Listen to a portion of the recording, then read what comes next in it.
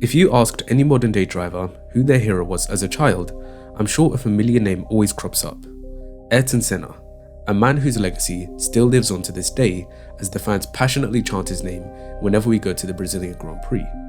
Out of 162 races, Senna stood on the top step of the podium 41 times, stormed to 65 pole positions, and won 3 World Drivers' titles. However, the career stats barely do their justice when illustrating just how special he was.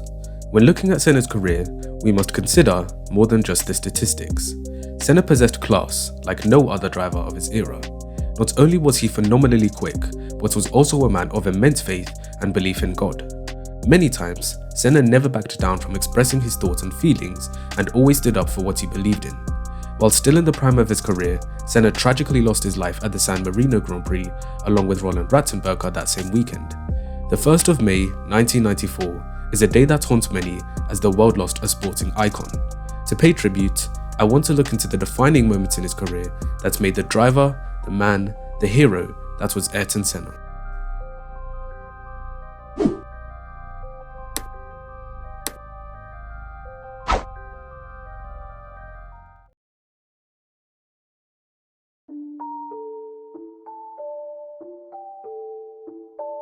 It's June 3rd, 1984.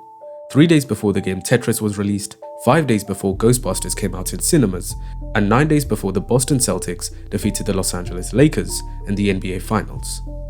Ayrton Senna was preparing for just his 6th F1 Grand Prix driving for the Toleman Racing Team.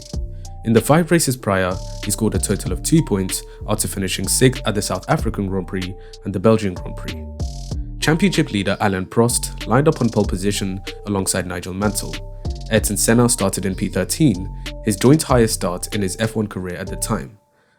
As we all know, the tight and twisty nature of the circuit makes it incredibly difficult to overtake, therefore a points finish for the Brazilian was highly unlikely. But that afternoon, heavy rain graced the streets of Monaco, opening the door to pretty much anyone who could make the best of the conditions.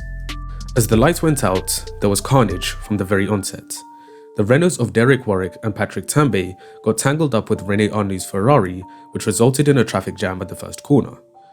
For the first 9 laps, Prost was leading the race, but a hard-charging Nigel Mansell seized the opportunity to snatch the lead as Prost was held up by a backmarker. Meanwhile, Senna had been making serious inroads on the leaders, rising from P13 to P4 and making quick work of well-established stars such as Keke Rosberg and René Arnoux on the way. The rain came down even harder, with the track conditions becoming almost unbearable. Mansell continued to push flat out as he built a 7-second lead over Prost 4 laps after passing him. However, his relentless pace ultimately led to his race ending in retirement as he ever so slightly touched a painted road marking, sending his Lotus spinning into the barriers. This handed the lead back to Prost, who had a comfortable lead of 32.6 seconds over his teammate Niki Lauda.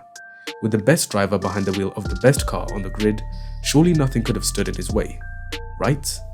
Well, apparently, a 24-year-old rookie driving a Toleman would be his biggest threat. Both McLarens started to struggle with their brakes. Lauda spun off on lap 23 after locking up his brakes at the Casino Square. Prost was forced to drive cautiously to prevent a similar fate, but Senna wasn't about to make it a walk in the park for the Frenchman. He proceeded to take chunks out of Prost's lead, closing in at a rapid rate of 2 to 3 seconds per lap. This seemingly unassuming kid from Brazil was driving absolutely out of his mind, carving his way through the standing water like a seasoned veteran.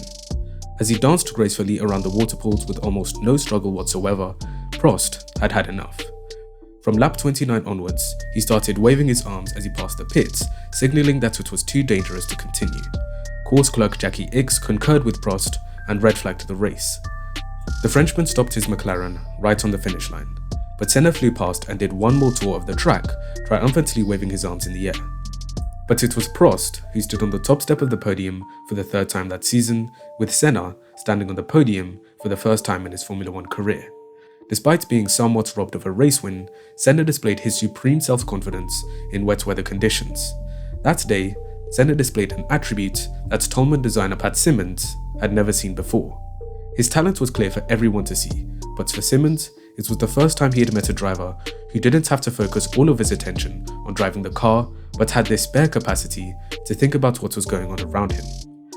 This trait followed him throughout the entirety of his career as he went on to deliver even more stellar wet weather performances time and time and time again. Just a year after Monaco 84, Senna took his first Formula 1 win at the Portuguese Grand Prix by over a minute in much trickier conditions. Fast forward 8 years later, and Senna produced a lap that is considered to be the greatest single lap performance in the history of Formula 1. On April 11th, 1993, Senna lined up 4th on the grid for the European Grand Prix. After a relatively poor getaway, he had fallen down to 5th by the first corner. From then on, he passed car after car as if he was competing against 10-year-olds in karting. He went on to win the race, lapping every other car apart from Damon Hill, who finished over a minute behind. Senna's masterful control in wet weather conditions was unparalleled. His incredible feel allowed him to find grip in places where others could not. In 1991, he returned to Sao Paulo for the Brazilian Grand Prix in a bid to take his first home win in his career. He led the field heading down to turn 1 and maintained his lead until he was struck by a gearbox issue. Senna had lost 4th gear, and by lap 60, his lead over Nigel Mansell had halved. But the Brit was also suffering with gearbox problems himself and was forced into a spin and eventually retirement on lap 61. With just a few laps to go, Senna also lost 3rd and 5th gear, leaving him stuck in 6th to manage through till the end. To add to the gearbox issues, rain had started to fall onto the circuit, and Mansell's teammate was hunting him down at a rate of knots. Through the low to medium speed corners, the Brazilian almost stalled several times, but ultimately he held on to win his first Brazilian Grand Prix 2.9 seconds ahead of Riccardo Patrese. After such excruciating physical and mental application, Senna was unable to make it back to the garage and had to be helped out of his car. But on the podium, he found the strength to patriotically wave the Brazilian flag for the adoring home fans. At the time, many children and families in Brazil suffered from poverty. Many people asked for help for personal problems, and even hospitals and charities sought Ayrton support and donations. Ayrton gave donations, but he didn't want to just randomly hand them out. He wanted to use his wealth and influence to build a structured and organized program to empower underprivileged kids in Brazil. The Instituto Ayrton Senna was founded by his family members shortly after his death in 1994. Ayrton's sister Vivian realized that one of the legacies that he left us are the values he demonstrated on and off the track, which serve as fuel for our work: motivation, determination, resilience, and pursuit of perfection. And all that work has most definitely paid off. In 2014, it was estimated that the institution had already helped more than 12 million Brazilian children and teenagers through its programs, which have led to fewer dropouts, higher passing rates, and more students completing more years of study. His legacy extends far beyond just Formula 1. He always made sure to demonstrate his fondness of Brazil, even with all the social problems at the time. Whenever he would climb onto the top step of the podium with the Brazilian flag, he wanted to let the world know where he came from and the pride he had in his country. That pride was reciprocated by the Brazilian people, and that reciprocal love remains stronger than ever, even to this day. He not only shared a love for racing and his fans, but also for the man from above. Senna was a devout Catholic who openly confessed his love for God and always put his faith in him. At times, it seemed as if Senna wasn't even human, as his unconscious driving elevated him to a level his competitors could never match. On the 14th of May, 1998, Senna had what many consider an out-of-body experience. He produced arguably the greatest qualifying lap of all time that few have ever seen. In a car designed around his teammate Alain Prost, Senna took pole by 1.4 seconds. He reached the same level of driving on Sunday as he lapped the Principality faster and faster until at some stage he was 2 seconds a lap faster than anybody else.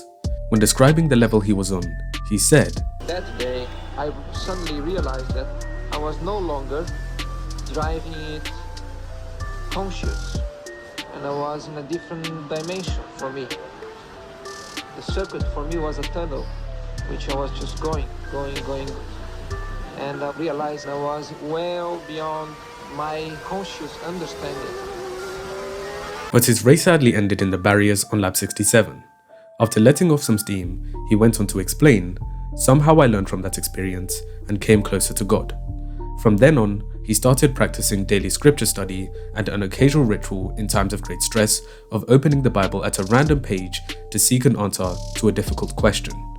At the Japanese Grand Prix, Senna had crossed the line in first place, winning the championship with one race to spare. After he stopped the car, he admitted to seeing a vision of God as he took the championship. The disbelievers labelled it as a sign of psychosis, but Senna remained true to his faith and kept a tunnel vision. During qualifying for the Spanish Grand Prix in 1990, Martin Donnelly suffered a horrific crash, resulting in several serious injuries. Unlike anyone else, Senna went to the scene of the accident and witnessed the doctors resuscitate his fellow racing driver. Nobody knew whether Donnelly would survive. That afternoon, Senna sat alone and prayed, reasoning that death or severe injury were indeed a part of racing, and in that moment, he could either face those risks by going back out on track or walking away from the sport. Despite already setting a lap fast enough for pole position, he attempted another flying lap and absolutely demolished his previous time. This was a turning point for those who opposed Senna's beliefs. It was a day when the believers and non-believers came together in their admiration for the great Ayrton Senna. His love for all people, whether they be his allies or his enemies, was always there in life-threatening situations. In 1992, for the Belgian Grand Prix qualifying session, Eric Comas was left unconscious after suffering a devastating crash at Blanchimont. His foot was still pressing hard on the accelerator, and due to the fuel constantly being pumped through the car, there was a huge risk of an explosion. Quickly identifying that his colleague was unconscious, Ayrton jumped out of the car and rushed over to help by switching off the engine and supporting his head until the medical crew had arrived. Ayrton Senna had just saved someone's life. This act of fearlessness, bravery, quick thinking, and so much more still leaves fans in awe to this day. Comas made an attempt to return the favour in 1994, but sadly, nothing could be done in this situation. On the Friday for the 1994 San Marino Grand Prix, Ayrton witnessed the first serious accident of the weekend. Rubens Barrichello, a driver who he knew and mentored in 1986, went flying into the barriers at dangerous speeds. But somehow, the young Brazilian emerged from the incident only lightly injured. Then on Saturday, Ayrton witnessed another horrific accident, this time fatal. Roland Ratzenberger crashed into a concrete wall, suffering a basal skull fracture, which ended up taking his life. This was the first time Ayrton had experienced an on-track death, and it brought out a grief which caused him not to drive for the rest of the session.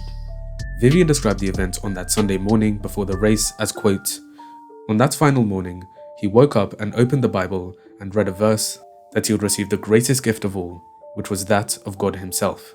I will now quote and reference a piece from Manish Pandey, a writer who described the events of Senna's crash in the best way I personally have seen. Ayrton's car left the circuit not only at the fastest corner, but at the corner with no runoff area in which to brake and in which to react. The car hit the outer concrete wall at the exact angle which caused his front right tyre and suspension assembly to be thrown back at the car. Ayrton's head was flexed forward at the exact moment that the assembly hit him, and a piece found its way through the tiny aperture in his visor, causing fatal head injuries. It was an unprecedented, fantastic series of events. In the words of insurance companies, the most rational entities on earth who sift through data and find patterns where there are none. Ayrton's death was an act of God. Ayrton Senna was a true gift to the world of Formula 1. He was a star that shone brighter than anyone else through his incredible raw speed and wholesome nature as a human being. His faith and religion brought people closer together for the good of the sport and the world. His impact on the lives of millions of Brazilian children and their families will forever remain a significant part of his legacy. I hope you all enjoyed this tribute to Senna. If you did, please give this video a like, and if possible, share this around with others who want to learn why Ayrton was so special, or with friends who you think will enjoy reliving some of the defining moments in his career. Subscribe to the channel if you're new to enjoy the latest videos not only covering F1 in 2020, but also the history of Formula 1 drivers, cars, events, and much, much more. And as always, I'll see you in the next one.